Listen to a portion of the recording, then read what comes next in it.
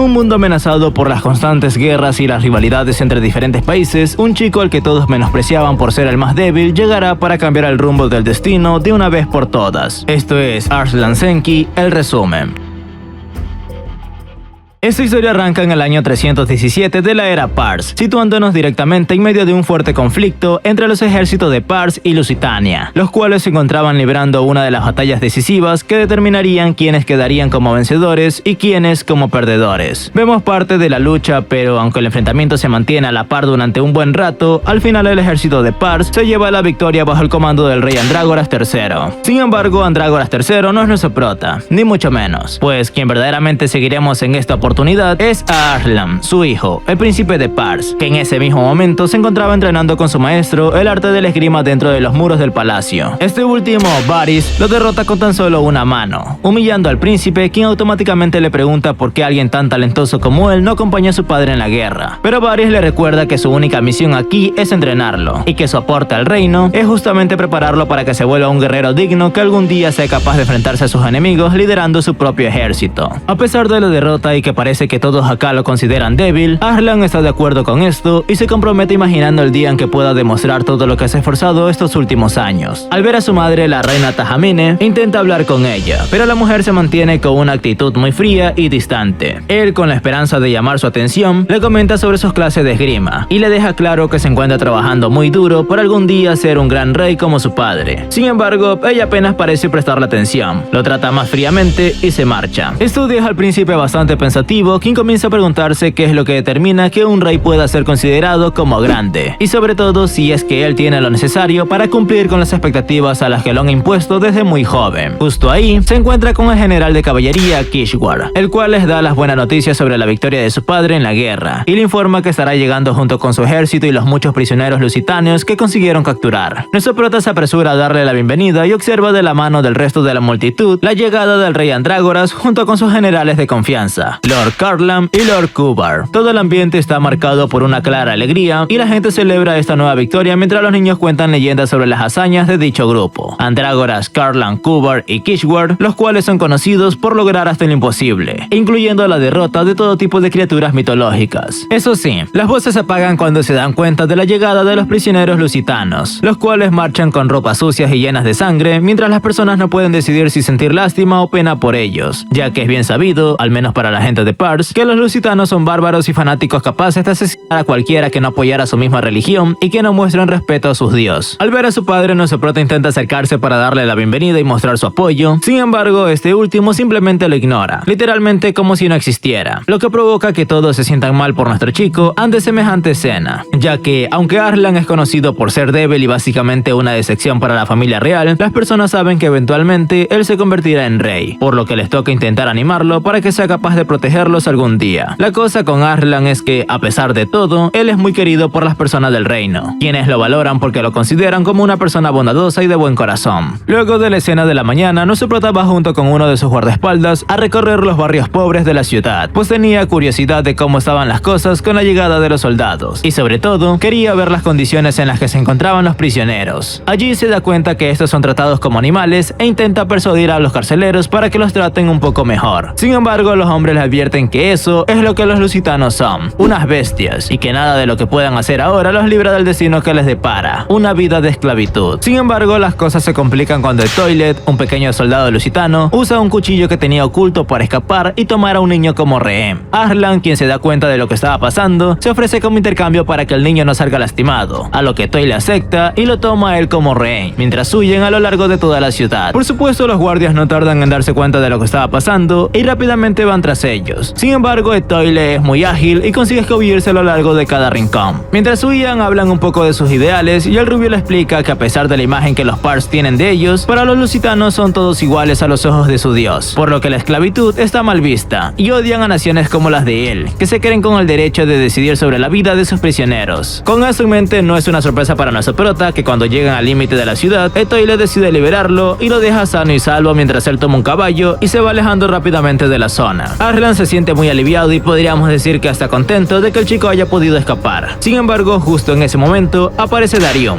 su guardia personal, el cual apunta al chico con las intenciones de matar. Eso sí, justo antes de que este pudiera disparar, Arslan le ordena que le perdone la vida, por lo que Darion falla, permitiendo que el rubio escape. Las cosas se calman un poco y aquí aparecen los niños de antes, los cuales se arrodillan ante él, preparados para su castigo. Pero se llevan la sorpresa de que Arslan no los culpa por nada, y les garantiza que no tienen por qué disculparse. Los chicos están muy agradecidos y prometen que crecerían para unirse a la caballería y proteger a su futuro rey. Arslan se pregunta si el perdón es una característica positiva, si eso es lo que lo haría digno de su posición. Sin embargo, no puede evitar pensar en las palabras del prisionero, dándose cuenta que las cosas no son tan buenas como las pintan las personas del palacio, y que así como Lusitania tiene sus cosas malas, los Pars no son particularmente dignos de juzgar. Con la duda sobre lo que pasaría con los prisioneros, él va en busca de los demás para saber más. Sin embargo, todos habían sido asesinados ya que se negaban a obedecer. Esto afecta mucho a nuestro prota, quien se sigue cuestionando sobre el bien y el mal, prometiéndose que encontrará su propia manera, su propia ideología, haciendo las cosas completamente diferentes. Luego de esto, tenemos un pequeño salto temporal de 3 años donde vemos que el ejército de Lusitania ha conseguido recuperarse de la última derrota y se encuentran listos para una nueva etapa en esta interminable guerra. Todo esto nos lleva entonces al año 320 de la era Pars, donde nuestro prota, ya a sus tiernos 14 años, recibe la orden de liderar a su ejército en contra de las fuerzas invasoras de Lusitania. Arslan estaba muy nervioso y a pesar de todos sus esfuerzos, no cree tener lo necesario para triunfar en esta batalla. Sin embargo, el lado bueno de todo esto es que no se encuentra solo, ya que está siendo acompañado por el general Carlan, el cual le dice que no tiene nada de qué preocuparse, pues tienen todo lo necesario para ganar. Cuentan con los mejores soldados, la superioridad numérica, la táctica y el conocimiento de la zona. De hecho, Carlan opina que los de Lusitania cometieron un grave error al volver a atacar, pues prácticamente están cavando su propia tumba. Aquellas palabras tranquilizan a nuestro chico, pero aunque Carlan muestra su confianza ante él, muchos de los soldados de su ejército no estaban cómodos con que el príncipe liderara las fuerzas, pues aunque medio como que lo respetan, todos están claros que él no heredó ni la fuerza ni la valentía de su padre. Eso sí, entre los soldados se encuentran los niños que nuestro prota salvó hace 3 años, los cuales lo consideran más valiente que cualquiera y juran por sus propias vidas que lo van a proteger. Incluso con todas estas ventajas, hay un tema que preocupa a nuestro prota, y se trata de la creciente niebla que se está esparciendo por el campo de batalla. Esto lo tiene muy preocupado, pero sus soldados lo piensan usar como una ventaja. Sin embargo, vemos que Arslan no es el único con dudas, pues en una discusión con el rey, Darion insiste en que deberían esperar a combatir, debido a que sospecha que los lusitanos podrían usar la niebla a su favor y que todo sea una trampa. Lo más importante de esta conversación es que el arquero también nos da a entender que cree que hay un espía infiltrado dentro de sus filas y que este podría estar pasando la información al ejército enemigo. Son suposiciones que Arslan apoya, sin embargo el rey se niega a creer todo esto, ya que él es el primero en ver a los lusitanos como poco más que bárbaros y no cree que sus enemigos sean tan inteligentes como para trazar planes tan elaborados, ni mucho menos tener espías entre sus filas. Lo peor de esto no es solo que no esté de acuerdo con Darion, sino que por simplemente tener aquellas dudas, el rey incluso lo golpea, lo destituye de su posición y amenaza con ejecutarlo. Afortunadamente, justo en ese momento interviene Varys, el cual consigue que el rey se calme un poco y le da a Darion la oportunidad de disculparse. Gracias a eso, Andrágoras opta por darle una segunda oportunidad, poniendo como condición que dejará pasar su falta si se destaca en la batalla junto con el ejército principal. Darion acepta, e igualmente Varys le pide que cuide a Arslan, el cual todavía tiene mucho que aprender, y por supuesto carece de cualquier experiencia real en el campo de batalla. Darion acepta y todos se preparan, pero el problema aquí es que, justo como él ya había previsto, al final terminaron cayendo en una trampa hecha por los lusitanos, que aprovecharon la niebla para hacer una zanja en la que nuestro chico y sus tropas caerían sin siquiera tener oportunidad de defenderse. Debido a esto, la situación se vuelve un completo desastre y los de Pars tenían todas las de perder. Arslan intenta regrupar a los soldados que quedan e incluso acaba con uno de los soldados enemigos, pero en ese mismo momento es encontrado por Carlan, quien aparentemente se estaba acercando para ayudarlo, cuando en realidad él es el traidor y había llegado con la única intención de asesinar a nuestro prota. Debido al shock, Arslan es incapaz de luchar al 100% y como puede consigue defenderse. Darion se da cuenta de lo que estaba pasando y va hacia él con la intención de salvarlo, acabando con todos los soldados que intentaban interponerse en su camino. Darion se enfrenta con Carlan y tienen una batalla bastante emparejada, donde además nuestro chico se da cuenta de que Carlan no solo es el espía, sino que irónicamente también fue el responsable de esparcir los rumores sobre la posibilidad de un traidor. Y sé que se lo estarán preguntando, ya que a simple vista esto no tiene el más mínimo sentido, pero Carlan sabía sobre la lealtad de Darion, así como el ego desproporcionado del rey Andrágoras, por lo que podría tener por seguro que Darion intentaría advertirle y que el rey se enojaría por sus dudas, quitándole parte de la autoridad que este solía tener en la batalla. batalla. Sin lugar a dudas, un movimiento brillante por parte de Karlan. Este último es muy fuerte, pero no tanto como Darion, por lo que al final no le queda de otra más que huir junto con alguno de sus hombres. Darion pone a nuestro prota a salvo, pero la batalla no ha terminado, y definitivamente tienen todas las de perder, por lo que Varys le aconseja al rey que lo mejor que pueden hacer en este momento es retirarse. Debido a su gran orgullo, al principio este no lo veía como una opción, pero después de todo, una retirada estratégica suena mejor que una aplastante derrota, por lo que finalmente da la orden de retirarse. El detalle aquí es que, como ya vimos hace rato, Karlan no era el único espía y tenía muchos hombres trabajando bajo sus órdenes, así que conforme se va corriendo la voz respecto a la retirada, los traidores transgiversaron el mensaje diciendo que el rey había huido solo y que los estaba abandonando bajo su propia suerte, causando que los diferentes generales y los soldados a sus mandos ya no lo vean como su rey. En ese contexto, y pensando que habían sido abandonados, todos los que recibieron las noticias falsas tomaron la decisión de seguir luchando contra el ejército enemigo, pero no particularmente a nombre de Andrágoras o de Pars, sino por su propia vida. Por supuesto, el rey no se enteraba de nada de lo que estaba pasando porque, según él, estaba liderando la retirada. Sin embargo, en ese momento las cosas se complican aún más, porque caen en una emboscada en la que una lluvia de flechas mata a casi todos los soldados, dejando como sobrevivientes a Varys y al rey. En ese momento aparece uno de los líderes de Lusitania, el Lord Máscara de Plata, quien comienza a atacarlos, enfrescándose en una brutal batalla contra Varys, quien intenta ganar algo de tiempo para que el rey pueda escapar. El viejito se las arregla para matar a muchos soldados, pero antes de asestar un golpe a Máscara de Plata, este lo asesina. Al ver esto, el rey palideció, preguntándole que quién demonio es en realidad. El enmascarado se indigna al no ser reconocido por el rey, pero solo le dice que ha esperado 16 años para hacer esto: asesinarlo. Por otro lado, nuestro prota y Darion salen del campo de batalla, donde consiguen rescatar a un soldado que se encontraba muy mal herido. Estos lo llevan a un sitio tranquilo donde intentan curarlo y le piden actualizaciones sobre lo sucedido en el campo de batalla. Lamentablemente, las heridas del chico son demasiado grandes, por lo que termina muriendo, no sin antes contarle lo sucedido, que el rey los ha traicionado, y para hacer las cosas aún peor, la gran mayoría de los generales y sus tropas han caído. Con la esperanza de que el rey estuviera a salvo, Darion le confiesa que antes de la batalla, él estaba preocupado por su seguridad, por lo que ahora deben regresar a la capital. Sin embargo, para llegar a su destino, deben atravesar el campo de batalla, lo cual sería una muerte asegurada. Sin opciones, Darion le propone a nuestro prota visitar a un amigo que seguramente podría ayudarlos a determinar qué hacer a continuación. Y estamos hablando de nada más y de nada menos que del estratega Narsus. Eso sí, este le cuenta que hace años él fue desterrado por su padre, pero nunca se negaría a ayudar a pesar de ser un cascarrabias. Estas palabras hacen que Arlan recuerde lo que presenció en la batalla: la muerte, la sangre, el fracaso y la desesperación de la guerra. Al caer la noche llegan a un bosque y son recibidos por uno de los jóvenes sirvientes que los amenaza hasta que reconoce a Darion. El joven, cuyo nombre es Elam, los lleva a la cabaña de su señor, donde son recibidos por Nasus, quien simplemente ve a su amigo con una gran sonrisa y le dice que no necesita anunciarse, pues ya escuchó su ruidosa voz desde la distancia. Luego de eso, este los invita a entrenar y le reclama a su amigo por interrumpirlo, ya que en ese momento estaba inspirado. Sin embargo, con absoluta confianza, Darion le responde que llegó en el momento indicado para proteger al mundo de sus horribles pinturas. Sí, son muy buenos amigos. Arlan ve las pinturas y se pregunta si eso es arte, pero para no ofender, le dice que son increíbles, por lo que todos se sientan para comer mientras cuentan cómo Narsus era miembro de la corte del rey. Su historia es que cuando heredó los dominios de su padre, Pars se enfrentaba a 3 países vecinos que se habían aliado por invadirlos, pero Narsus, al presentarse ante el rey, no tenía casi soldados que ofrecer, ya que había liberado a la mayoría de sus esclavos. De esa forma, le dice que tiene un plan para acabar con sus enemigos que no requería ni un solo soldado. El rey no creía que eso fuera posible, sin embargo, al ver la cara de seguridad del joven, lo permitió solo para ver su cara cuando falle. Al salir en su misión, al cabo de 3 días, horrorizó a todos, liberando a 2000 prisioneros. Además, esa misma noche, los 3 ejércitos atacaron entre sí, por lo que, tomando ventaja de eso, el ejército de Pars puso al enemigo en retirada. Arlan le pregunta qué estrategia había usado, por lo que tranquilamente Narsus le contesta que había esparcido rumores de traición en los países del enemigo, ya que al liberar los esclavos que pertenecían a uno de esos países, hizo que todo pareciera tan real. Así, finalmente, se traicionarían entre ellos. Vaya, es todo un crack. Al terminar el relato, nuestro prota le expresa su gratitud e incluso se ofrece a pagar la cena, pero Narsus le dice que no es necesario hacer eso, ya que su padre le pagó 1000 piezas de oro por su ingenioso plan. A partir de allí, Narsus le pide detalles de lo sucedido en la batalla a Darion, por lo que al escuchar la estrategia que implementaron, este supone que tiene un hombre con recursos para hacer tal cosa, por lo que Darion le pide que vuelva a servir a su rey en vez de andar perdiendo su tiempo con esas pinturas tan horribles. Este, completamente ofendido, le dice que no, aparte de decirle al príncipe que no debería confiar en él, por no apreciar el arte. Sin embargo, Arslan le dice que no es momento para no hacer nada, por lo que le pregunta que qué piensa al respecto, a lo que Narsus simplemente le responde revelando el motivo por el cual, a pesar de sus grandes logros, él terminó siendo desterrado por el rey. Pues resulta que luego de aquella victoria, y habiéndose ganado el respeto de todos en la corte, Narsus propuso abolir la esclavitud, cosa que el padre de Nosoprota no solo no estuvo de acuerdo, sino que lo consideró una gran muestra de debilidad y motivo suficiente para echarlo para siempre. Al escuchar eso, Nosoprota se da cuenta de que ellos no son tan diferentes, pero de todas formas Narsus finaliza el tema afirmando que los ayudará y los atenderá de la mejor forma posible mientras estén en su casa, pero que definitivamente no planea tomar cartas en el asunto. Durante la noche, el príncipe dormía. Allí Darion y Narsus conversan un rato sobre los errores del rey Andrágoras, ya que definitivamente su derrota se debe a que subestimó el poder de la estrategia y la política. Darion tiene esperanza de que Arslan no siga los pasos de su padre, ya que sin importar los indulgentes que sean el rey y la reina, sigue siendo un joven amable y sensible. Sin embargo, se preocupa por él. Al día siguiente, Nosoprota se levanta muy temprano e intenta ayudar a Elan en la cocina. Luego de partir unos platos, el pobre no es muy habilidoso que digamos, conversan un rato y Elan le cuenta que sus padres habían sido esclavos, pero luego de ser liberados, él se quedó sirviendo a Narsus por su propia voluntad, lo que hace que Arslan recuerde al joven esclavo de hace unos años. De repente, a las afueras de la casa llegan unos soldados, y nuestros chicos se dan cuenta que se tratan de los hombres de Karlam, el traidor. Darion mira a Narsus con complicidad y el hombre se percata de que en su camino al bosque, Darion pasó a propósito al lado del castillo de Karlam con el objetivo de atraerlos al lugar y obligarlo a tomar una decisión respecto a este asunto, unirse a ellos o al bando enemigo. Con una sonrisa de complicidad, Darion afirma que así fue el plan para que abandone a lo que él llama arte y sirva al príncipe, por lo que a regañadientes Narsus acepta, pero primero los esconde a la vista de los soldados. Al entrar, los soldados afirman que no venían en busca de Nosoprota, sino a tratar de convencer a Narsus de unirse a la corte de su lord, por ser considerado uno de los mejores estrategas y además uno de los mejores espadachines. A pesar de las ofertas que le dieron, este se niega, diciendo que ese perro puede comerse toda la carroña él solo, por lo que los soldados de Karlam lo atacan, aunque rápidamente terminan en una trampa hecha por él cayendo a un pozo de agua. Luego de esto, al desayunar, Arslan le pide que lo ayude, por lo que a cambio de su lealtad, cuando él sea rey, será nombrado el pintor oficial de la corte. Este, al escucharlo, se alegra de que alguien reconozca su arte, o más bien de que nuestro príncipe es bastante reacio a morir, cosa que es muy posible que suceda sin su ayuda, por lo que acepta esta oferta y le jura lealtad a Nosoprota. De esa forma, hablan sobre lo que deberían o no hacer a continuación, y establecen que ahora deberían irse a la capital lo más pronto posible antes de que la situación se convierta en un caos por la posible huida y captura del rey. Narsus le pide a su sirviente Elam que huya a la ciudad, a una de las ciudades cercanas, ya que ahí tiene a un amigo que estará más que dispuesto a cuidar de él, alegando que lo que les espera es demasiado peligroso y que su vida podría estar en peligro si se mantiene a su lado. Sin embargo, Elam le dice que no tiene intenciones de abandonarlo, en parte porque se juró a sí mismo que le serviría de todas las formas que le fuera posible, pero principalmente porque sabe que es un inútil incapaz de siquiera cocinarse una buena comida, y no quiere que muera de hambre antes de poner fin a la guerra. Los chicos se ríen y Narsus intenta defenderse, pero sabe que es verdad, por lo que, sin más remedio, acepta que este se les una al viaje. Luego de un rato vemos que los soldados que habían caído en el pozo finalmente lograron salir de él, pero solo para darse cuenta que ni sus caballos ni sus cosas estaban por ningún lado, pues fueron tomados por el grupo de nuestro príncipe. Ellos asumen que, considerando que ha pasado un buen rato, los chicos ya deben estar bastante alejados del lugar. Sin embargo, la realidad es que estaban escondidos en una cueva cercana, planeando su estrategia para ir a la capital. Narsus advierte que la última batalla sigue estando muy reciente, por lo que deberán esperar un poco más a que las fuerzas de Karlam se marchen de sus tierras. Ya con esto, se disponen a descansar y mientras juegan ajedrez, hablan sobre todos los errores cometidos por el rey, dejando claro que esta derrota fue enteramente por su culpa, ya que su orgullo lo hizo valorar más su propia fuerza que la estrategia. Para Narsus, esta actitud no es algo nuevo, ya que el rey Andrágoras es bien conocido por resolver todos los conflictos políticos con la guerra, y le deja claro a Nosoprota que si él llegara a seguir los pasos de su padre, abandonará su puesto como pintor de la corte. La condición aquí es clara, no convertirse en el mismo tipo de rey que su padre, cosa a la que Arslan acepta, jurando ante sí mismo y sus compañeros que tomará otro camino. Al mismo tiempo que todo esto sucede, vemos que Ecbatana, la ciudad capital de Pars, es atacada por las fuerzas de Lusitania. Para los presentes, esto es una clara muestra de que sus soldados habían perdido la última batalla, pero aún así se mantienen firmes, y como los muros de la ciudad son prácticamente impenetrables, cierran todas todas y cada una de las puertas y comienzan a organizar la defensiva. Viendo que no tenían forma de entrar, los lusitanos se forman para dar paso a un carro donde tenían amordazado a uno de los generales del rey. Junto a él también se encuentra uno de los altos mandos de Lusitania, conocido como el Inquisidor Bodin, el cual advierte a los enemigos que abran la puerta a menos que quieran ser testigos de cómo torturan y desmiembran a su propio general, como una demostración de lo que les espera a los paganos de su reino. Algunos de los soldados que se encontraban en las puertas dudan, pero el general se mantiene firme y les dice que bajo ningún concepto se atreven a poner en riesgo toda su nación únicamente por su vida, afirmando que no importa lo que suceda con él, sabe que eventualmente Pars ganará la guerra y que desde el infierno o desde el cielo, él verá cómo el pueblo de Lusitania será masacrado y quemado por sus acciones. Esto hace enfurecer al Inquisidor, quien comienza a golpearlo incesantemente. El general acepta la tortura, pero luego de un rato, le grita a los soldados que prefieren morir por una flecha aliada que golpeado hasta la muerte por los salvajes lusitanos. Este grito hace que los arqueros disparen para darle una muerte digna, pero ninguno consigue darle ya que se encuentra demasiado lejos. Eso sí, justo cuando parecía que la situación no llegaría a nada, aparece un misterioso hombre encapuchado por parte de la gente de Pars y este es quien lanza una flecha directa a su cabeza, terminando así con su vida. Todos quedaron perplejos al ver esto, sin embargo nadie sabía quién era el que disparó aquella flecha, pero fue suficiente para llamar la atención de la reina solicitando su presencia ante ella para otorgarle una recompensa. Al llevarlo ante la reina, este se presenta como Gieve y le cuenta que él trabaja principalmente como bardo, es decir, como cantante y músico, pero que además es experto en el uso de varias armas. Eso llama la atención de la reina, quien parece considerar sumarlo a su ejército. Sin embargo, una de las damas de compañía lo acusa de ser un charlatán, ya que la noche anterior que estuvieron juntos le había dicho que era un príncipe. La reina interrumpe este momento de controversia en su corte, dándole un laúd para comprobar si verdaderamente era un bardo, por lo que sin ningún temor lo toma para narrar una historia mientras toca, cautivando a todos los presentes. Mientras tanto, Narsus planea cómo llegar a la capital, ya que probablemente se encuentre siendo asediada a gran escala por Lusitania, cosa que sí está pasando. Arlan afirma que en tal caso no tienen de qué preocuparse, ya que las defensas de la ciudad son impenetrables. Sin embargo, y como su primera lección, Narsus le dice que nada en esta vida lo es, y que a pesar de que las defensas de la ciudad son muy robustas, sí tienen una debilidad, y es que sean abiertas desde adentro. Esto abre la posibilidad de que exista alguien que esté del lado de Lusitania para abrir las puertas, y aunque en primer lugar podríamos asumir que se trata de otro grupo de traidores, la realidad es muy diferente, y eso nos queda claro cuando al instante, paralelamente, los soldados lusitanos comienzan a gritar llamando a los esclavos de adentro de las murallas para que se unan a ellos, con el fin de reclamar por su libertad, invitándolos a que se rebelen contra sus amos y que creen una insurrección dentro de las murallas. Aunque no están en el lugar, esta es la conclusión a la que nuestro prota y los chicos llegan automáticamente, percatándose de que los esclavos serán los que abrirán la puerta. Arlan, viendo lo que se avecina, se levanta y les dice a todos que deben irse lo más rápido posible, pues bajo ese escenario, la ciudad definitivamente no resistiría por mucho tiempo y la caída de Pars es inminente. Y el motivo principal detrás de todo esto es que, por más irónico que suene, el número de esclavos sobrepasa la cantidad de nobles y soldados que permanecen actualmente en la ciudad, por lo que una revuelta así los pondría en jaque mate. Sin embargo, Narsus lo detiene, recordándole que es imposible salvar a la ciudad solamente ellos cuatro, y que sí, todo apunta a que la ciudad caerá, pero que deben ser pacientes hasta que el resultado de la situación se decida, y sobre todo, hasta que puedan hacer sus primeros movimientos para recuperarla. Mientras tanto, en la capital Ecbatana, los lusitanos exponen enfrente de las murallas la cabeza de sus generales, esto para bajar la moral de sus enemigos, pero irónicamente sucede todo lo contrario, ya que se dan cuenta de que la cabeza del rey Andrágoras no está entre los caídos, por lo que hay un poco de esperanza de que siga vivo. Dentro de la ciudad, los soldados siguen mostrando su descontento y los soldados hacen todo lo que pueden para calmarlos, pero se dan cuenta de que recompensarlos monetariamente por sus servicios significa la bancarrota del reino, así que están jodidos. Los esclavos también saben eso, por lo que siguen sus instintos e intentan abrir una de las puertas, pero son apaleados por la caballería. Sin embargo, esto no es más que la gota que termina derramando el vaso, pues esto provoca que aumente aún más el descontento de los esclavos, generando que nuevos grupos rebeldes se alcen en contra de los soldados, causando caos y motivando a más de ellos para rebelarse contra Pars. Aún así, todavía queda algo de tiempo antes de que la situación explote, por lo que mientras tanto, Gieve comienza sus preparativos para irse de la ciudad a un lugar no tan sangriento. Justo en ese momento es llamado por uno de los ministros de la reina, el cual le ofrece hacer un trato, escoltar a la reina fuera de la ciudad por unos pasajes subterráneos. Gieve no parece muy contento con esto, pues es problemático por no decirlo menos, pero la alternativa es que le corten la cabeza, así que no le queda mucho que pensar. Y ya en la noche, mientras toda la locura continúa, lo vemos escoltar a la reina a través de los pasajes subterráneos de la ciudad. Por otro lado, en la cueva con el grupo de nuestro prota, decide deciden que la mejor estrategia por los momentos es capturar a Carlan, para así interrogarlo sobre la situación del enemigo y con el fin de prever sus futuros movimientos. Sin embargo, nosotros mismos vamos viendo que la situación es mucho más complicada de lo que cualquiera esperaría, porque de vuelta en los túneles, Kiebe se da cuenta de que lo que tiene al lado no es la reina, sino una impostora. Ella le pregunta cómo es que se dio cuenta y le dice que simplemente no reconoció que tuviera el mismo aroma que tenía la reina en la mañana, por lo que deduce que la verdadera reina está escapando por otro pasaje. En ese momento, la impostora lo ataca con un cuchillo sin poder alcanzarlo, pero sí lo suficiente para darle una patada en donde no le llega la luz. Este trata de detenerla, pero al tratar de escapar, ella se encuentra con nada más y nada menos que Máscara de Plata, solo para terminar siendo asesinada por él. Esto es presenciado por Kiebe, quien lo ataca en venganza por la joven que mató. Estos luchan durante un buen rato, pero finalmente Máscara de Plata sigue adelante dejando que los soldados que se encontraban a su lado acaben con él, afirmando que tiene asuntos más importantes. Kiebe entonces se enfrenta a ellos y luego de algunos minutos consigue matar a los soldados con gran facilidad. En ese momento, él se debate si salvar a la reina o escapar, pero opta por una tercera y mucho más jugosa opción: aprovechar toda la conmoción para hacerse con todos los tesoros que pueda llevarse. En la superficie, la capital ya no puede resistir el ataque y vemos que el Palacio Real se encuentra en llamas, debido a que las fuerzas de Máscara de Plata atacaron desde adentro. Finalmente, los esclavos que fueron liberados por los lusitanos abren las puertas de la muralla, permitiendo así el paso de todo el ejército invasor. La capital de Pars finalmente ha sido conquistada por las fuerzas de Lusitania, por lo que enfrenta a una oscura era, y una persona es responsable de esa sombría violencia. Las piezas de este gran juego y las infinitas especulaciones dentro de la vorágine del destino han empezado a dar vueltas.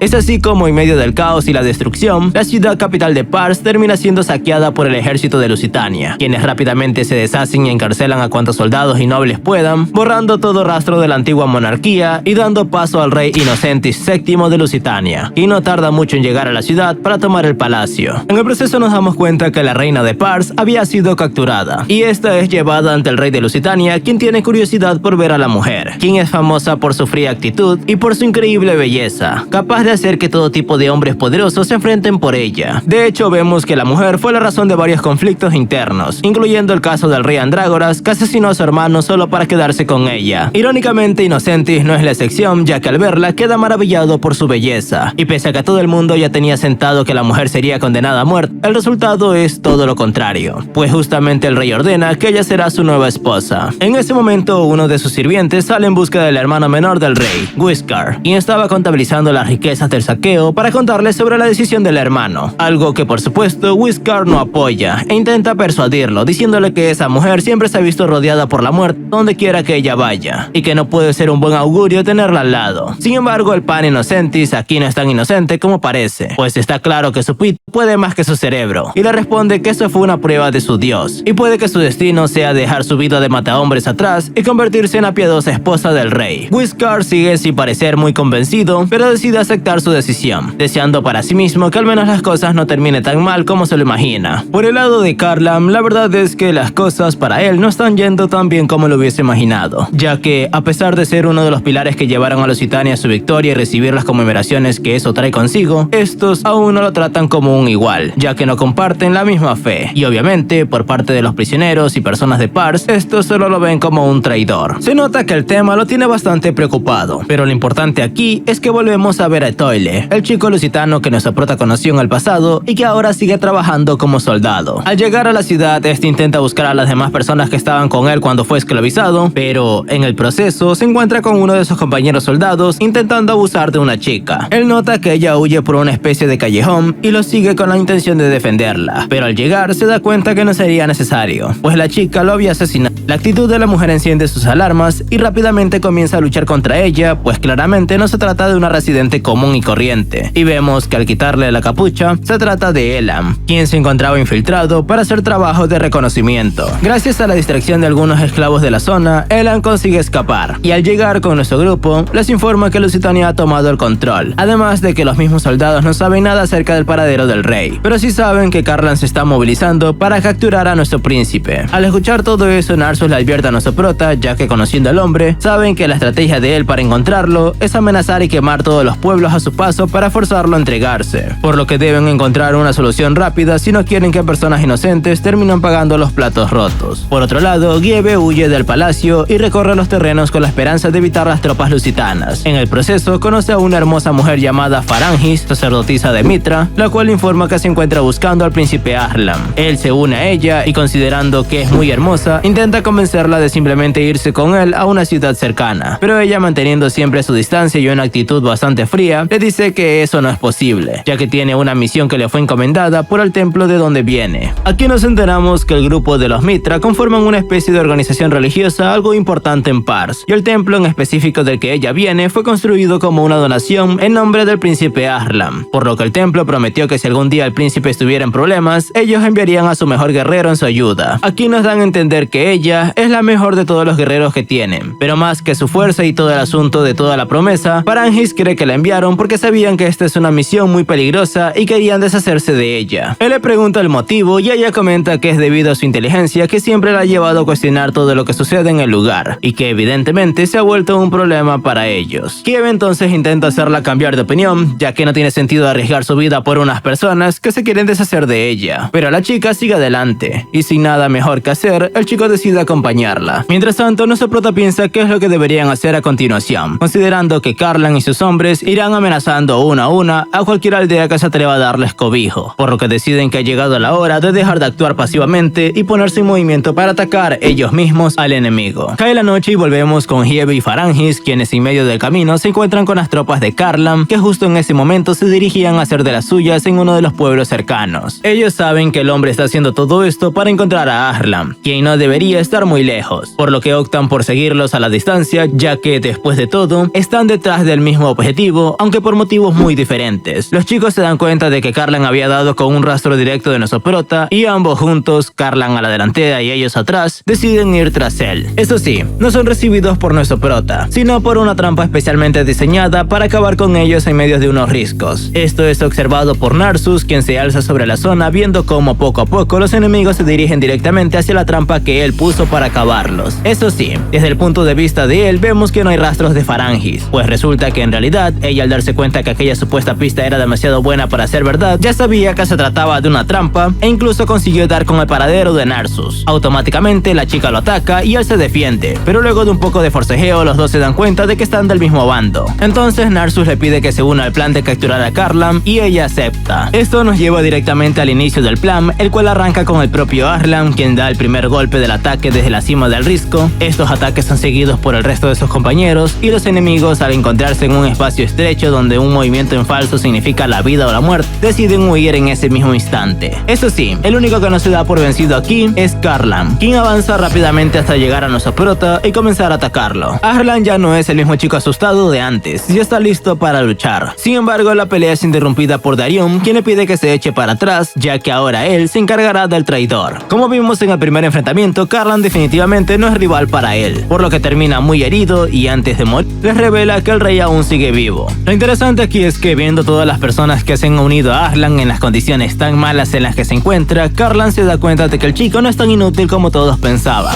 y que después de todo es posible que se pueda convertir en un mejor rey que su propio padre, aunque honestamente no creo que la vara esté muy alta. Luego de eso, Farangis y Giebe se presentan formalmente ante el príncipe y le juran lealtad. Sin embargo, este último se mantiene honesto y afirma que no dudará en huir cuando la situación se torne demasiado peligrosa. Por otro lado, Máscara de Plata se dirige a una de las celdas en lo más profundo de la ciudad, en la cual se encuentra cautivo el rey Andrágoras. Aquí Máscara de Plata le revela que su verdadero nombre es Hermes, hijo de su hermano mayor, aquel que este cabrón mató hace mucho tiempo, lo que lo convierte así en el legítimo heredero del reino de Pars. Ya con esto nos podemos dar una idea de las verdaderas intenciones de Máscara de Plata: la venganza. Sin embargo, este no dice mucho y simplemente se retira, descendiendo hacia una profunda cueva para hablar con un adivino. Aquí nos enteramos que este hombre sospechoso fue el responsable de hacer aparecer la neblina en el campo de batalla en el enfrentamiento anterior, por lo que se trata de alguien muy poderoso. Eso sí, él deja claro que en esta oportunidad no trae buenas noticias, pues ha visto que Karlan ha muerto a manos del grupo de nuestro prota. Aquello enfurece a Máscara de Plata, quien le pregunta si eso afectará al desarrollo de esta victoria. El adivino no le da una respuesta clara, pero parece que sí lo hará, pues le comenta que a pesar de la victoria y de las horribles circunstancias de Pars, el destino todavía le sonríe, y en general, el reino sigue teniendo un buen augurio. Al día siguiente, Darium y Narsus llegan a Ectavana Lusitania para reunir información sobre la posible ubicación del rey Andrágoras. Sin embargo, solo ven cómo su escultura es hecha ceniza por los fanáticos. Y la ciudad, que hasta hace pocos días era considerada como una de las más hermosas y avanzadas de la región, se encuentra completamente irreconocible. Por otro lado, vemos que el rey Innocenti se encuentra en los jardines con la reina Tahamine, a quien sigue tratando con todo el respeto del mundo, a pesar de que técnicamente es una prisionera. Él, como buen simp, hace todo para mantenerla cómoda y le informa que el dominio de la zona avanza según lo esperado, lo que significa que pronto será emperador y necesitará una emperatriz, claramente proponiéndole que se una a él en matrimonio. Lo más impactante de esto es que la mujer ni se inmuta con sus palabras y permanece callada como siempre. Entre los lusitanos, no todos están de acuerdo con esto, y un claro ejemplo de esto es el inquisidor Bodi, que de todos los que conocemos hasta ahora es el más fanático de su religión, y se queja de que todas las personas en Pars todavía no han aceptado la gracia de Yaldabaoth, su dios. El odio se traspasa hasta la reina y menciona que prefiere quemarla en la hoguera como una hereje, afirmando que su rey está loco si cree que esa mujer realmente tiene la madera de emperatriz y que no entiende por qué no la ha matado tanto a ella como al antiguo rey Andrágoras. Su frustración es tal que esa misma tarde el desquiciado ordena la destrucción de los 12 millones de libros históricos que se encontraban en la biblioteca real de la capital. Uno de sus hombres menciona que a pesar de ser escritos paganos, por lo menos pudieron haberlos estudiados antes de quemarlos. Sin embargo, el hijo de puta está tan cegado que lo arroja a la hoguera, afirmando que solo los textos escritos en nombres de Yaldabaoth tienen valía en este mundo. Darion y Narsus observan esta escena muy enfadados, prometiéndose a sí mismos que definitivamente acabarían con toda esta locura. Por el otro lado, a las afueras de la ciudad, Arslan y Alan se mantienen escondidos, pero cuando este último va a buscar otra cubeta para el pozo, nuestro prota no puede evitar encontrarse con nada más y nada menos que Toile, quien reconoce a Arslan del pasado. Eso sí, parece que el chico no sabe que nuestro prota es el príncipe, porque no intenta atacarlo, sino que simplemente hablan sobre sus creencias, y Arslan se da cuenta que bajo el punto de vista de los lusitanos y de su religión, las personas de Pars no son más que simples demonios paganos. Los dos exponen sus creencias y ponen en duda los vacíos morales dentro de cada uno de ellas, pero en ese mismo momento son interrumpidos por Elam, quien intenta acabar con Etoile, pero es detenido por Arslan. Las cosas se calman y antes de irse, el rubio le pregunta a nuestro prota si sabe algo de los esclavos que habían llegado con él. Lamentablemente, este le dice que han muerto. Por lo que antes de retirarse, el chico le lanza un libro para que lo lea y aprenda de las enseñanzas de su dios. Por otro lado, al caer la noche, Darion y Narsus luchan contra unos soldados que antiguamente estaban bajo las órdenes de Karlan para sacarles información, pero no obtiene nada que les sea útil. En ese momento, se separan para cubrir más terreno y casi en instante, Darion se encuentra con Máscara de Plata, que lo ataca rápidamente al identificarlo como el perro guardián del príncipe. Al luchar, ninguno toma ventaja del otro, pero Máscara de Plata lo provoca diciéndole que él asesinó a su tío Varys. Esto hace enfurecer a Darion, por lo que con un ataque le quita la máscara, revelando una gigantesca cicatriz en su rostro. En ese momento no nos queda claro si Darion lo reconoce o no como el hijo del hermano mayor de su rey, pero el hecho parece enfurecer aún más a Máscara de Plata, quien comienza a atacar como loco hasta que es interrumpido por la llegada de Narsus, quien se une a la pelea. Al pelear, ellos se vieron rodeados por las fuerzas de Lusitania, por lo que sin más opción deciden escapar. Eso sí, el tema de la máscara llama la atención de ambos jóvenes, que en el camino se preguntan si la máscara es para ocultar su cicatriz o para ocultar su identidad. Al día siguiente van cabalgando mientras son perseguidos por las fuerzas de Lusitania, y al llegar a las cercanías de una de las tierras de los lores, los soldados de este atacan a los lusitanos, haciendo que se retiren. De esta forma nos damos cuenta que no todos los líderes de Pars han caído, ya que al llegar a la fortaleza de Kasham son recibidos por el Lord Hordir, quien es uno de los mayores aliados del rey Andrágoras. Allí se reencuentran con el resto del grupo y Hordir los recibe con un banquete de bienvenida, y nuestro prota al hablar con él le pregunta si tiene muchos esclavos, a lo que este le responde que sí, incluso más de los que hay en la capital. Esto no es del agrado de nuestro prota, quien opta por permanecer en silencio y simplemente escuchar al Lord, quien en un momento dado menciona que tiene una hija de su edad y que no sería mala idea que Arslan sea quien la despose. Esto lo toma por sorpresa y le dice que no ha pensado en ese tema. Al no conseguir nada provechoso de esa parte, Hordir le pregunta cómo lo va a recompensar por haberle hecho frente a los lusitanos. Sin embargo, Arslan no puede pensar en nada más que reunir aliados para recuperar la ciudad. Además, le comenta que para evitar más anarquías, abolirá la esclavitud. El Lord, al escuchar eso, le dice que son ideas innovadoras y que no sabe cómo podrían reaccionar los demás lores ante esas nuevas ideas, destacando que Pars siempre se ha caracterizado por la esclavitud y que ha sido gracias a eso que han conseguido salir adelante como nación. Al llegar la noche, nuestro grupo los reparten en distintas habitaciones. Arslan y Farangis tendrán sus habitaciones privadas, mientras que los demás compartirán una habitación. Al cabo de unos momentos, Hordir llega a la habitación de nuestro príncipe para hablar en privado. Pero luego, a través de las ventanas, nuestro prota llega a la habitación de sus amigos. Allí les cuenta el trato que Hodir le propuso, y es que a cambio de su apoyo y fuerzas militares, él deberá casarse con su hija, además de desistir en la idea de liberar esclavos. Sin embargo, este le dijo que necesitaba pensarlo, dándole una respuesta por la mañana. Al escuchar todo esto, Narsus le dice que posiblemente Hodir tome medidas durante la noche, por lo que deben partir lo antes posible. Además, como medida de precaución, Kiev lo escoltará a su habitación para luego informarle de todo lo sucedido a Farangis. Mientras pasaba la noche, Darion no podía conciliar el sueño, por lo que Narsus le pregunta que qué es lo que tiene, y este se pregunta si Arlan debería saber del huérfano del rey anterior, Orzoes, es decir, el hermano de Andrágoras. Todo esto hace pensar también a Narsus, pero no está seguro de ello. Sin embargo, menciona que desde que nuestro prota nació, es indiscutible su legitimidad, por lo que no deberían darles demasiadas vueltas al asunto. Justo en ese momento llega Elan del techo, informando de lo que ha encontrado. Resulta ser que los guardias de Hodir han empezado a movilizarse, por lo que Narsus le dice que ha llegado la hora. Al llegar las tropas junto con Hodir frente a la puerta del príncipe, este quiere hablar con él para pedirle permiso para asesinar a sus amigos, ya que supondría una amenaza para él, en especial Narsus, por sus ideales de liberar a los esclavos, con el temor de que nuestro joven príncipe sea influenciado por él. Nuestro príncipe se niega rotundamente ante esas falsas suposiciones, por lo que sale de su habitación y ordena a sus aliados retirarse de la fortaleza, los cuales estaban esperando esas órdenes para marcharse. Sin embargo, Hodir intenta retenerlo primero con unos asesinos y luego con su ejército de arqueros, pero gracias a Elan y las predicciones de Narsus, los hilos de los arcos se rompen, ya que anteriormente durante la noche los había saboteado. Narsus le exige que los deje ir si sabe lo que le conviene, pero Hodir se niega a esto, desatando una pelea que termina con la muerte del mismo. Finalmente logran salir de la fortaleza, pero antes de irse de aquellas tierras, Arlan les informa a los esclavos que ahora son libres, ya que Hodir había muerto.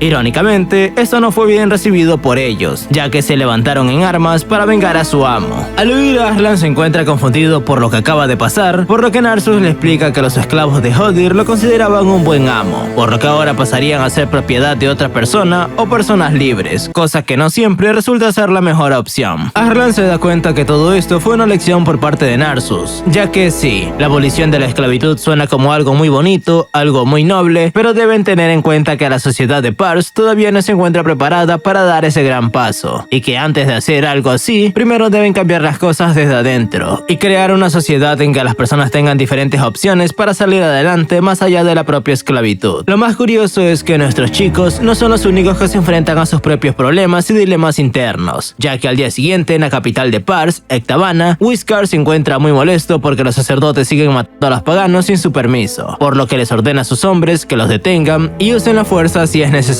Mientras tanto, el inquisidor Bodin le pide permiso al rey Inocentis para arrasar con todos los paganos, pero al llegar Whiskar, este le dice que no debería hacer eso, ya que traería severas consecuencias con los habitantes de esas tierras y que lo mejor que pueden hacer es inculcar un cambio de mentalidad y de fe que se vaya desarrollando de forma lenta y paulatina, pues eso es lo único que les podría garantizar un dominio óptimo de Pars. Por otro lado, vemos a Máscara de Plata, o mejor dicho, a Hermes, quien se encontraba en su habitación enfrente del espejo mirando y recordando el día que obtuvo sus cicatrices. Como ya sabemos, Hermes es el heredero del antiguo rey de Pars, Orzoes, quien era un gran padre y un gran rey, a pesar de que los últimos meses de vida lo pasaría postrado en una cama. Hermes le tenía mucho respeto y definitivamente lo amaba, pero esa misma noche se desata un incendio que termina acabando con la vida de su padre y presuntamente con la suya propia. Sin embargo, Hermes sí consiguió sobrevivir y se llevó la sorpresa de que todo había sido provocado por su tío Andrágoras para quedarse con el trono. De vuelta al presente, él es interrumpido por el hijo de Karlam, Shandes, quien había llegado al palacio para presentarse a su servicio, ofreciendo su lealtad y disposición de matar a nuestro prota y a sus aliados como venganza por la muerte de su padre. Esto llama la atención de Máscara de Plata, quien acepta y pone en marcha la siguiente etapa de su plan para deshacerse de Arlan. Es así como este lo envía directamente a su siguiente misión, y mientras nuestro prota se dirigía a Peshawar, la zona de otro de los lores, son perseguidos por Shandes y sus fuerzas, los cuales provocan que nuestros chicos se separen, Darion con Farangis y nuestro prota con Elan, advirtiendo que Shandes podría ir tras Arlan. Darion lo encara para pelear con él, dándose cuenta de que se trata de un espadachín bastante habilidoso y que le daría una buena pelea. De hecho, la situación era tan pareja que la cosa únicamente se torna a favor de ellos gracias a Farangis, quien consigue derribar a Shandes de su caballo. Darion toma ventaja de eso y se acerca para dar el golpe final, pero justo ahí desiste en matarlo, ya que según él es poco honorable matar. Sin más, estos siguen adelante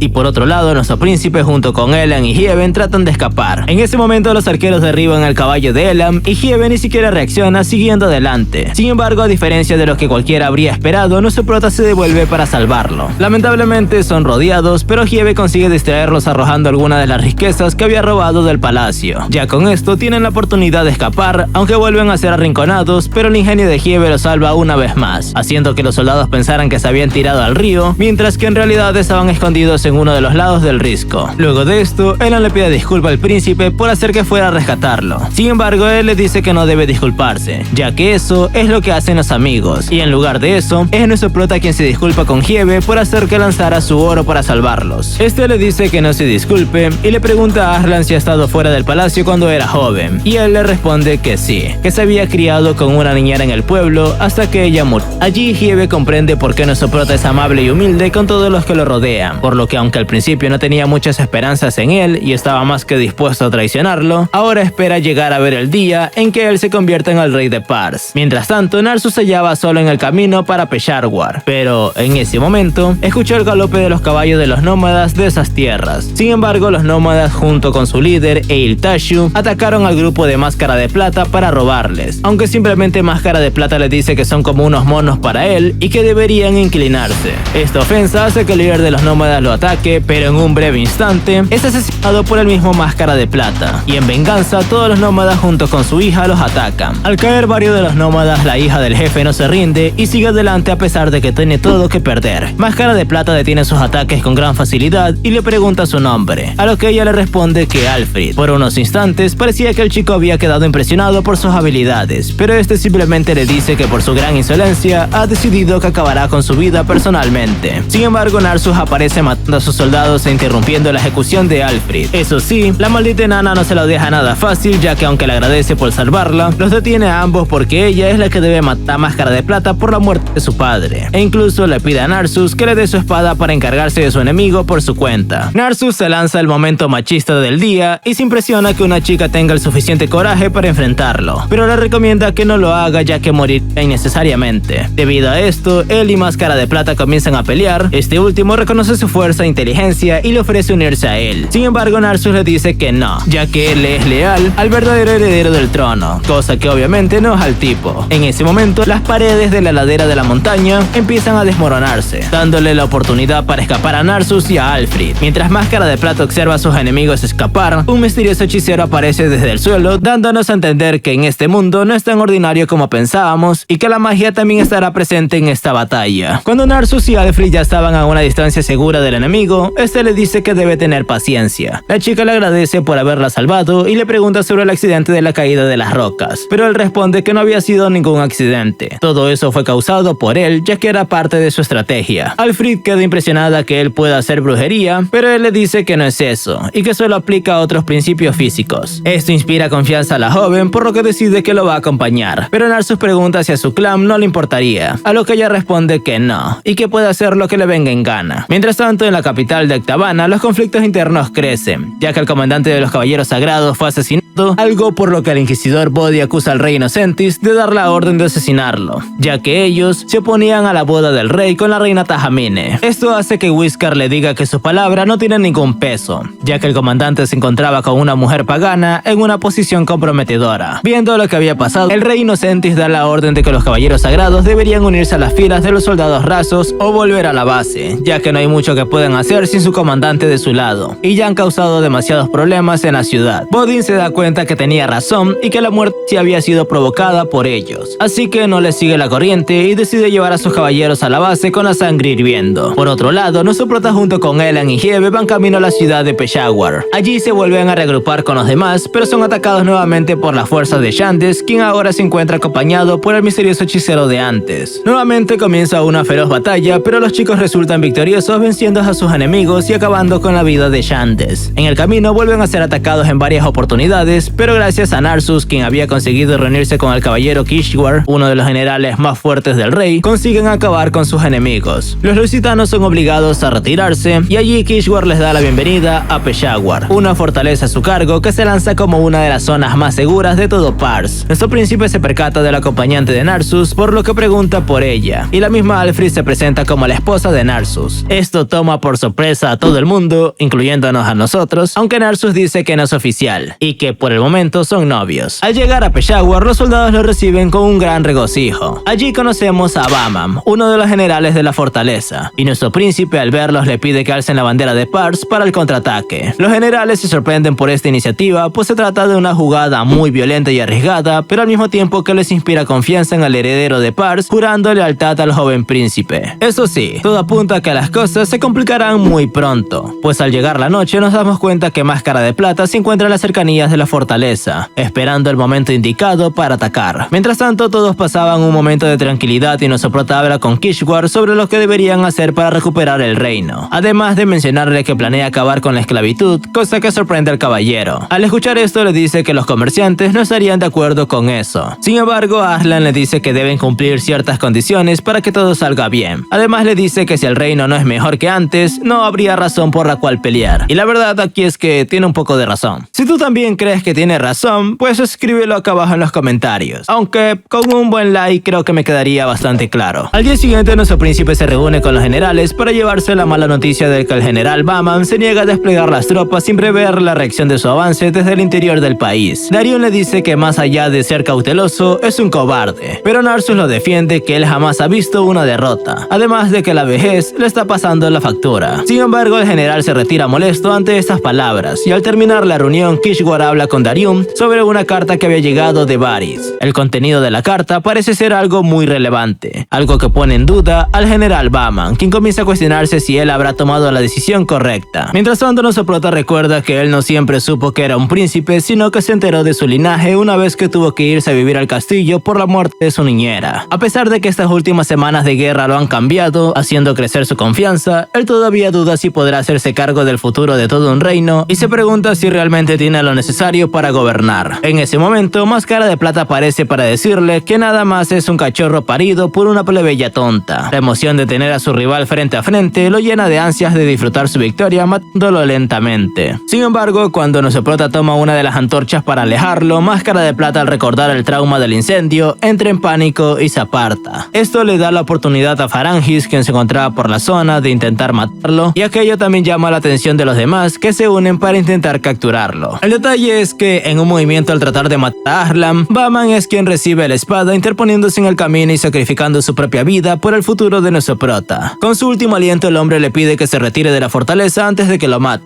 y así evite que más sangre real sea derramada. Ninguno de los presentes entiende a qué carajo se refiere. Esa afirmación deja a todos atónitos, y en su lecho de muerte le pide perdón al príncipe por todo, pero explica que no hay tiempo que perder, ya que el ejército de Shindura, una nación aliada que podría o no tener las mejores intenciones, se acerca. Al amanecer, todos los generales empiezan a discutir sobre el avance del ejército de Shindura, aunque nuestro príncipe se encontraba disperso por lo que había sucedido con Máscara de Plata. Pero no se limitó en decir lo que tendrían que hacer: recibir a los de Shindura. Mientras tanto, vemos que las tropas de Shindura marchaban por los bosques, junto con el príncipe segundo Rajendra como líder. Uno de sus generales le cuestiona si verdaderamente es buen momento para invadir Pars, ya que tampoco ellos están en una buena situación. Sin embargo, el príncipe le dice que no tiene que preocuparse por eso, ya que al llevarles la cabeza del príncipe heredero de Pars, tendrán el trono asegurado. Por otro lado, las fuerzas de nuestro prota salen a recibir las fuerzas de Shindura, mientras que en la lejanía, Máscara de Plata también partía para la capital de Octavana. Al caer la noche, el príncipe de Shindura insiste en seguir adelante, pero en ese momento las fuerzas de Peshawar atacan, los cuales, gracias al gran estratega de Narsus, tomaron ventaja de todos los factores posibles para derrotar al gran ejército de Shindura, por lo que, al destrozar su ejército, capturan al príncipe Rajendra, que es llevado como prisionero ante nuestro prota. Sin embargo, nuestro prota le dice que será tratado como un invitado si eso conlleva que puedan dialogar, algo que le sorprende a Rajendra. Luego, mientras cenaban y bebían, Arslan conversan con el príncipe para firmar una alianza, mencionando que a cambio de obtener su apoyo para recuperar Pars, este le dará apoyo para posicionarse como el rey de Shindura. Al principio, este no estaba muy convencido e incluso se siente amenazado por solo ser un instrumento de sus objetivos, además de que aquello lo convertiría en un rebelde para su propio país, pero las condiciones de eso iban a ser favorables, por lo que finalmente acepta. Es de esa esa forma que al día siguiente las fuerzas de Arlan y Rajendra salen camino para Shindura para así cumplir con su parte del trato.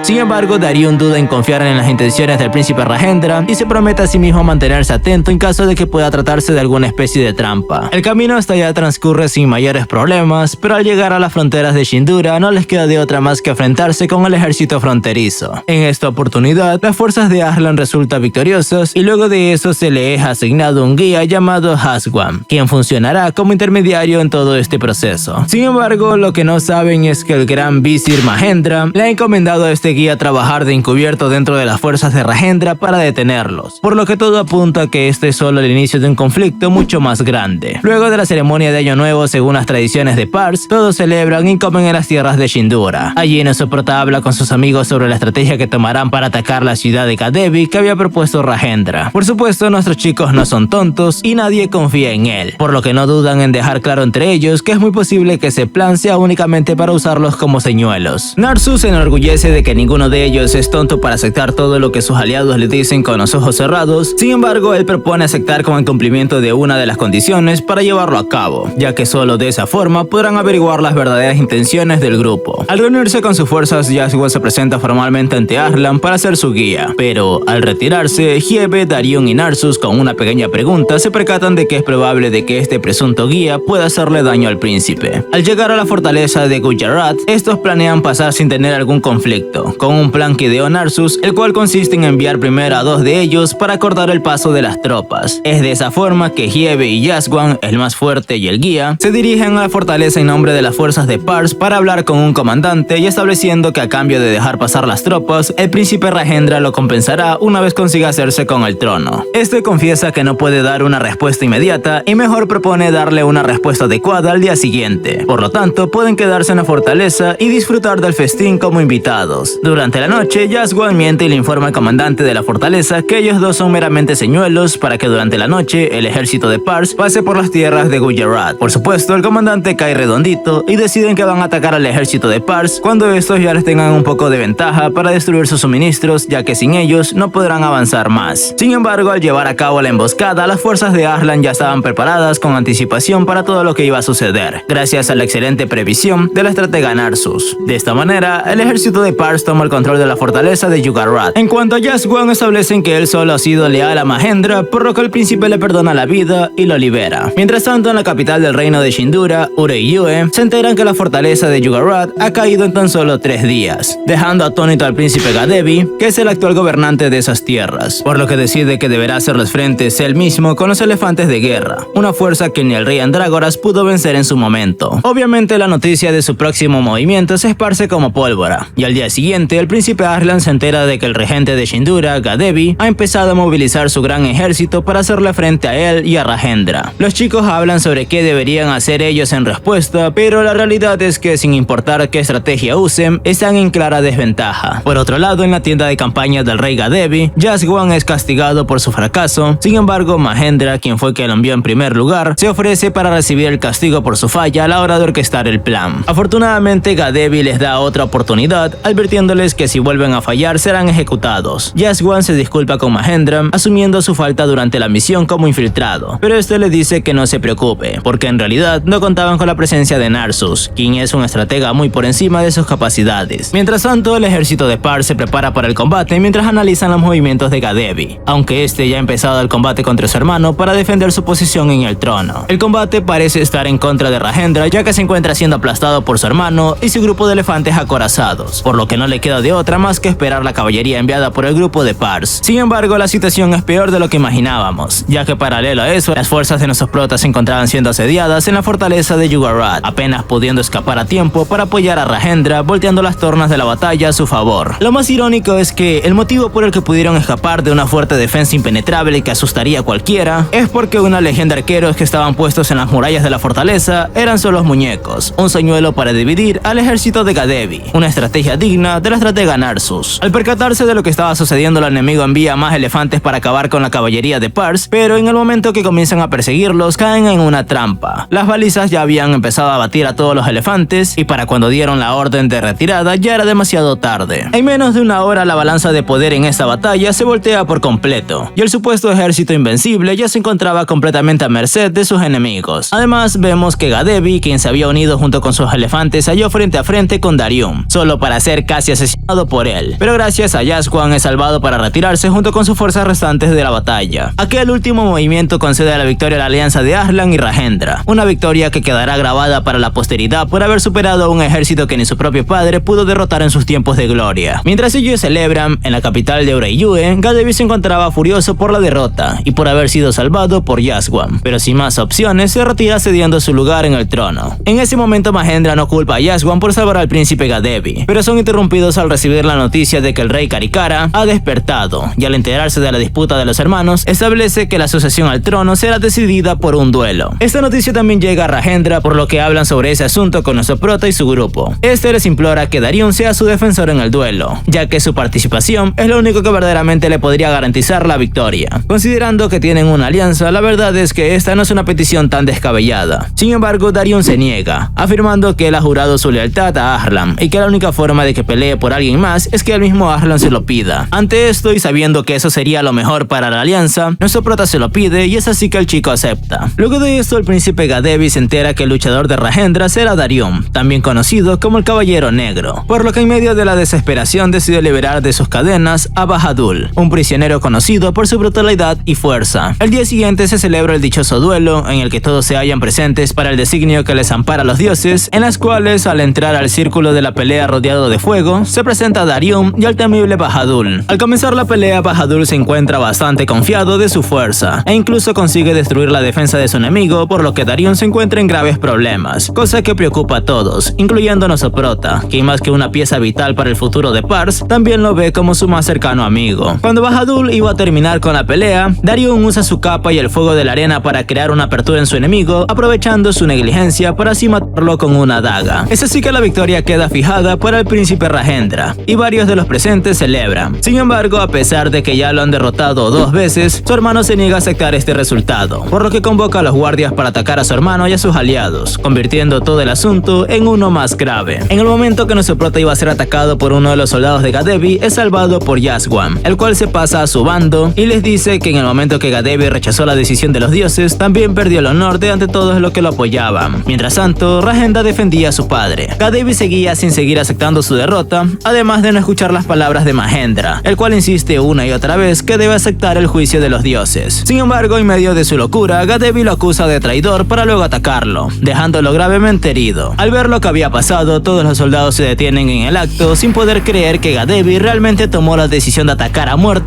al primer ministro. Esta conmoción es básicamente interrumpida por Darium, quien les grita a todos que el que se niega al juicio sagrado de los dioses tendrá que hacerle frente a él. Como era de esperarse, todos bajan sus armas y lo aclaman como el comandante Tigre Feroz, terminando el conflicto, convirtiendo así al príncipe Rajendra como el heredero legítimo al trono y encarcelando al príncipe traidor. Eso sí, no todo es alegría, ya que Yasguan ve como Mahendra, que era como un padre para él, yace en el suelo haciendo frente a sus últimos momentos con vida. Momentos en los que el hombre aprovecha sus últimos respiros para decirle que no tiene nada que lamentar, además de sentirse orgulloso de él, cerrando sus ojos finalmente. Me gustaría decir que aquí termina todo el drama, pero no, ya que al día siguiente el rey Karikara fallece, lo que deja un hueco en los corazones de su pueblo. Mientras todos lloran su muerte, Arslan toma la custodia de Yasguan y, a pesar de su traición inicial, le dice que ha demostrado ser un hombre fiel a sus principios, por lo que le ofrece unirse a él para retomar su país. Yasguan le dice que se lo pensará, pero claramente ve que a pesar de ser un niño y no contar con la fuerza necesaria, su actitud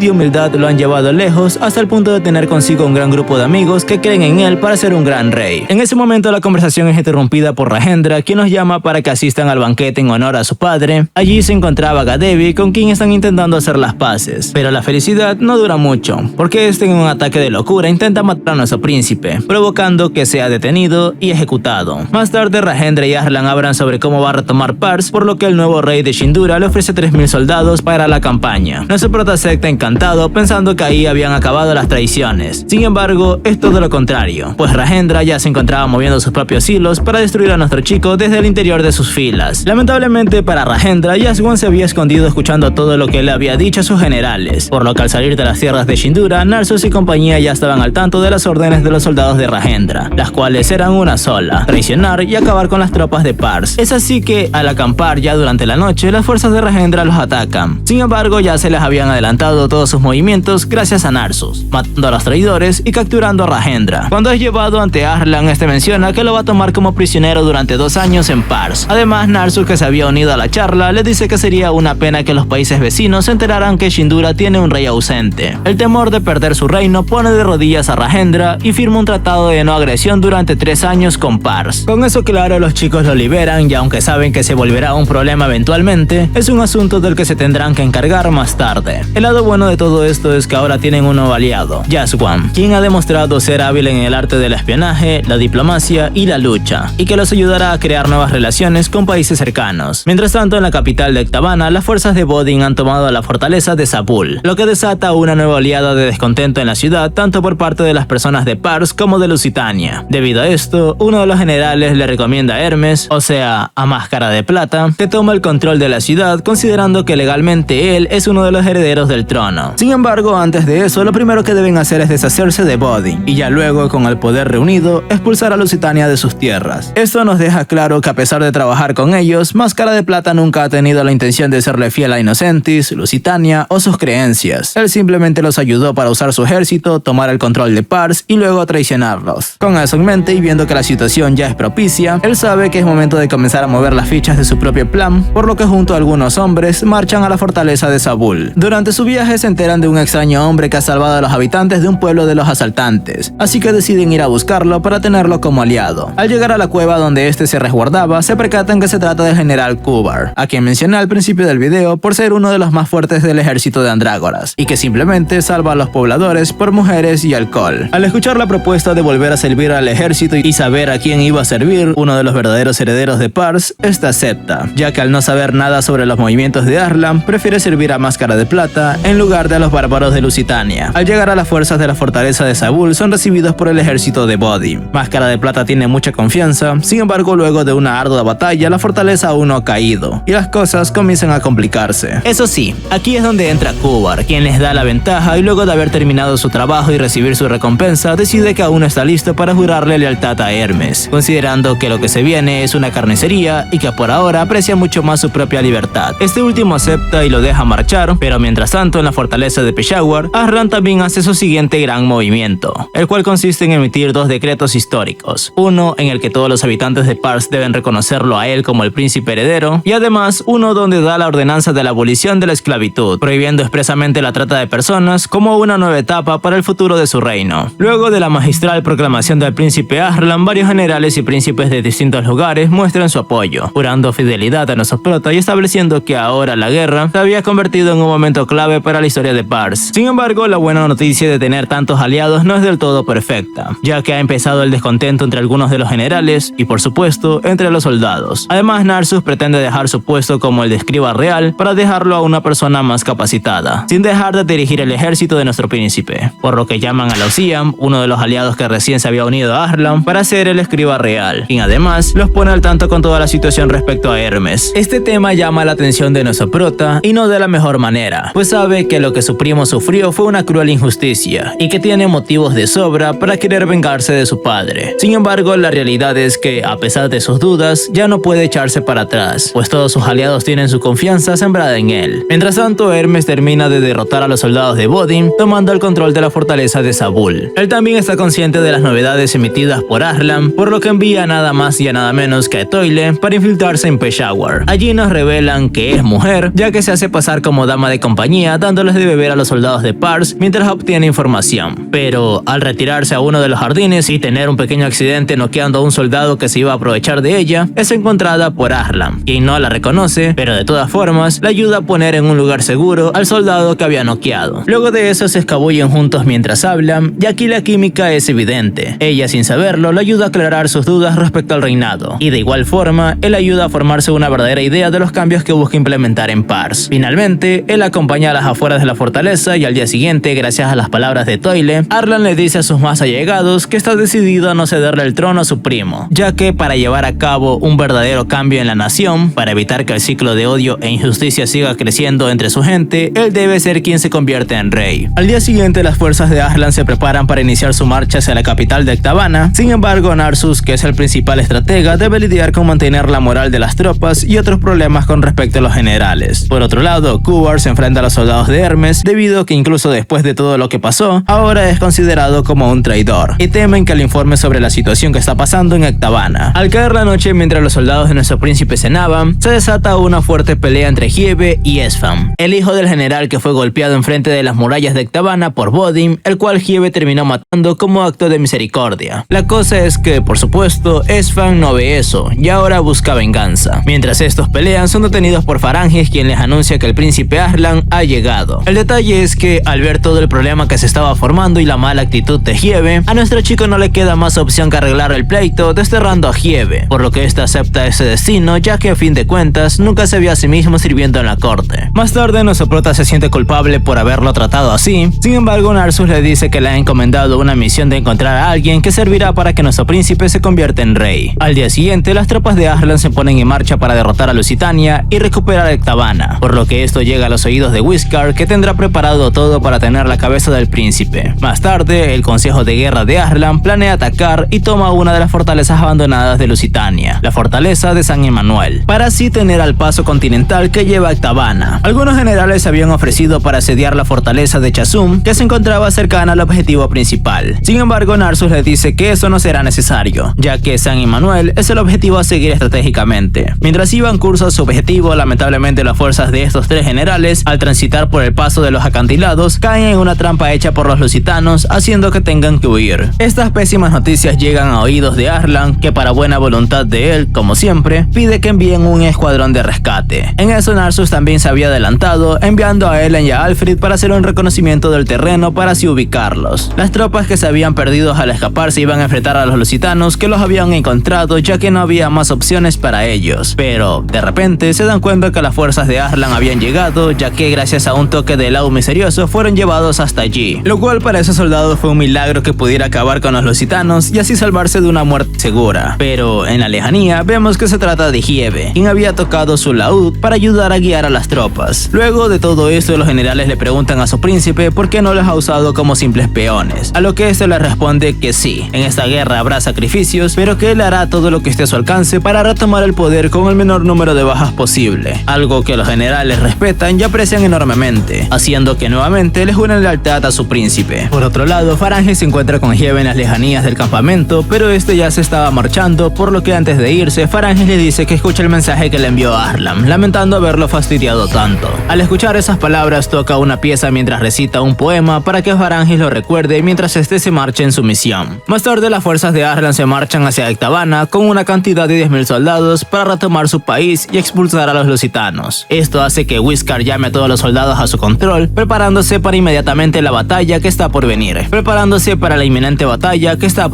Con eso en mente, este hace un llamamiento a las armas para 100,000 soldados, ya que no pueden creer los números que le han informado sus espías. Pero en ese momento llega Hermes diciéndoles que hacer eso es lo correcto. Todo eso es debido a que los números pudieron haber sido alterados gracias a la previsión de Narsus, por lo que Hermes le pide a Whiskar 70,000 soldados, ya que sumados a sus 30,000 aplazarán a Arslan y sus fuerzas. Por otro lado, durante la noche, Ellen y Alfred se encontraban en la ciudad para reunir información en una de las tabernas. De esa manera, se enteran de la cantidad absurda de 100,000 soldados. Al día siguiente, Hermes sale de la ciudad con su armada para hacerle frente a Arslan y su ejército, por lo que Narsus, al enterarse de lo que había investigado Ellen y Alfred, se da cuenta que los ha subestimado. Sin embargo, prepara un plan que les permita ganar. Luego de un rato, Arslan y Darion practican su esgrima, pero nuestro príncipe se desanima un poco al ser derrotado por su maestro. Sin embargo, Darion le dice que ha crecido muchísimo desde la última vez y que definitivamente tiene altas posibilidades de ganar. Más tarde, al caer la noche en la fortaleza de San Emanuel, llega Etoile para exigir respuestas al conde Barcación del por qué dejó pasar a las fuerzas de Pars, a lo que este le responde que el rey Inocentes emitió la orden de traer las fuerzas de Arslan para que de esta forma caigan bajo el comando de Hermes y deshacerse de ellos de una vez por todas. Etoile comienza a dudar de la lealtad que tiene hacia el gobierno de Lusitania, pero lo ve como una prueba de fe ante Dios, y con todo eso se comienza a preparar para la batalla. Ambos ejércitos comienzan a repasar sus propias estrategias y luego de unas cuantas horas inicia la guerra. En primer lugar, las cosas no parecen muy bien dentro de las filas de Arslan, debido a que muchos de ellos se dan cuenta de que los más grandes generales de Pars se encuentran del lado de los lusitanos y comienzan a dudar si realmente son capaces de igualarse a alguien de tal calibre. Por otro lado, Etoile, desobedeciendo las órdenes del conde, se dirige a la primera línea de defensa para así tener la oportunidad de asesinar al rey de los paganos. Al comenzar el asedio de Pars a la fortaleza, resulta que no está dando muchos resultados favorables, Shandes, por lo que la caballería de Lusitania, al ver que las defensas han funcionado, sale a la batalla, confiados de que los podrán agarrar desprevenidos. Sin embargo, Darion y los demás también salen en su encuentro, decididos a equilibrar las cosas a pesar de la diferencia de números. Mientras tanto, vemos el lado de Kishwar, que dirigía un pelotón por los acueductos de la fortaleza y quien se termina encontrando con nada más y nada menos que con el general Hermes, contra el que empieza a pelear ferozmente. Paralelo a esto, ya en el campo de batalla, aparece Kuwar en el momento preciso para apoyar las fuerzas de nuestro príncipe, y vemos que a la misma Toile se ha unido a la pelea para acabar con lo que ella misma llama paganos. Sin embargo, esta última es tirada de su caballo y ve a Elan en una de las colinas cercanas, por lo que lo persigue, habiéndolo reconocido como uno de los más cercanos seguidores del ejército de Arslan. Desde otro de los frentes, fuerzas de Lusitania atacan al campamento de Arslan solo para percatarse que el lugar se encontraba completamente solo y que se trataba de una trampa fijada minuciosamente para disminuir sus números. De esto, el único que sale con vida es el general Shandes, quien se unió al bando enemigo y consigue escapar hasta que se topa con Darion, quien le dice que esta vez deberá rendirse si es que no quiere morir. Por supuesto, el orgullo de Shandes es mucho más grande que su propio cerebro, por lo que comienza una pelea en la que es Darion quien consigue dar un golpe fatal. Sin embargo, el hechicero de Hermes emerge del suelo para intentar matarlo, aunque solo era una distracción para llevarse a Shandes. Por otro lado, en la tienda de campaña de nuestro príncipe, llega Elan para informar la situación, ya que parece que todo va según los planes. Sin embargo, en eso aparece Toile, que había seguido a Elan, mata a los dos guardias y se encuentra cara a cara con Arslan. Al principio estaba confundido de por qué él estaba allí en la tienda de campaña, ya que buscaba al príncipe para acabar con su vida y llevarse su cabeza, pero es ahí que se da cuenta de la verdad: su amigo es el príncipe. A pesar de los hechos, Toile se niega a creer que él es el príncipe que tanto ha odiado, por lo que lo ataca, pero es detenida por Elan, quien en medio del forcejeo termina gravemente lastimado. Afortunadamente, Farangi junto con Alfred rodean a Toile, pero esta logra escapar y por órdenes de Narsus, la siguen hasta que llegan a una de las entradas secretas de la fortaleza. Gracias a esto, los dos consiguen infiltrarse en el lugar, posibilitando así la entrada a la misma, abriendo sus puertas desde adentro. Es así que al día siguiente, Arslan decide llevar todo el ejército para cambiar el curso de la batalla. La lucha comienza con la apertura de las puertas, por lo que los lusitanos ya no tienen opciones, por lo que toman posiciones defensivas en un intento fútil de evitar que el lugar caiga. De esa forma, Arslan avanza, pero al entrar al recinto no pueden pasar por la constante lluvia de flechas. Sin embargo, Farangi consigue crear una apertura, lo que le permite a nuestro príncipe avanzar hasta que él junto con Darion se encuentra cara a cara con Hermes y con el conde Barcación. Automáticamente, Darion y Hermes comienzan a luchar ferozmente, trasladando incluso la batalla hasta el exterior del lugar, donde la situación se mantiene muy pareja y por supuesto continúan haciéndose daño mutuamente. Hermes se niega a rendirse a pesar de sus heridas, pero eventualmente se retira gracias a unas sombras que emergen del suelo, dejando a Darion herido y desmayado. La batalla ha culminado, Arslan y sus fuerzas han tomado la fortaleza de San Emanuel, concluyendo así en una victoria y la antesala para la recuperación de Pars. Aunque a pesar de haber ganado, vemos que las mujeres de la fortaleza que se habían refugiado en la torre del templo de su dios comienzan a suicidarse, siendo seguidas por el conde, quien se aproxima a desvivirse a sí mismo